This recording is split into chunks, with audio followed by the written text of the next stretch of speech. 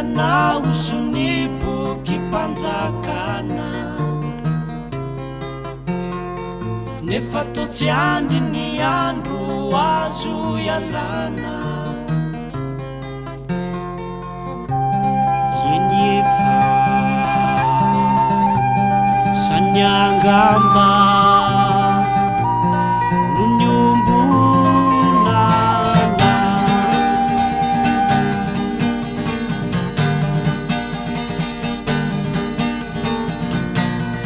orala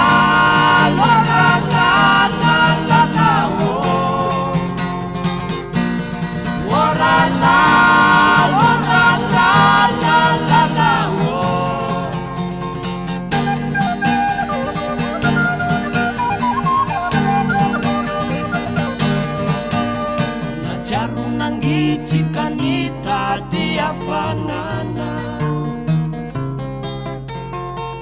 izay naleha rehetra nefa tsy nahitana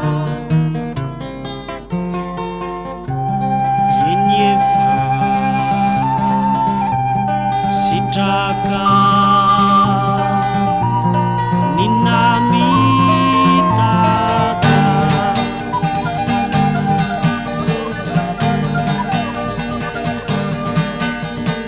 natsiaro resy izay vo nahita ningitiny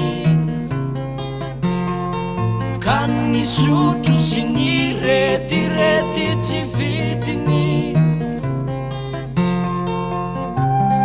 eny efa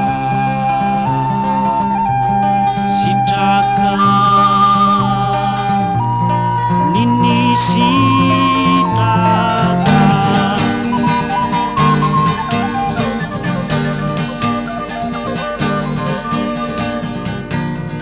orala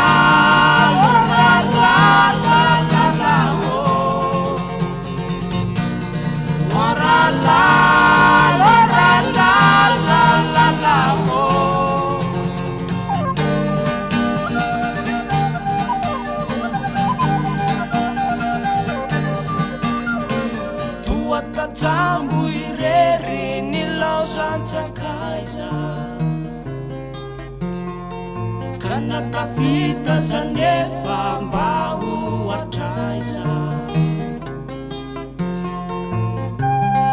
eny efa sarotra